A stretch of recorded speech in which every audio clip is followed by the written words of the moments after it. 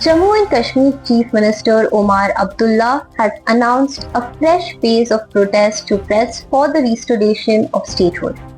The National Conference will begin its agitation with a protest at Jantar Mantar in New Delhi on July 20th, accusing the centre of delaying a promise it had repeatedly made.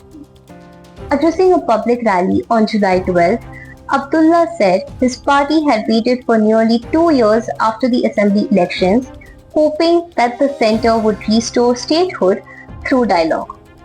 Since that had not happened, he said the party had decided to launch a democratic campaign.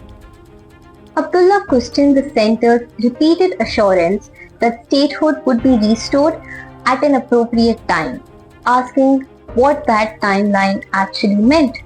He also criticized BJP leaders for questioning the decision to protest in Delhi, saying that if the demand could not be raised in the country's capital, there was no other appropriate place to do so.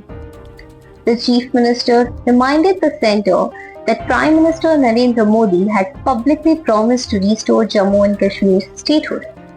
He also referred to the Supreme Court's observation that statehood should be restored as soon as possible after the electoral process. Accusing the centre of withholding statehood despite these commitments, Abdullah said the people of Jammu and Kashmir were being unfairly denied their constitutional rights.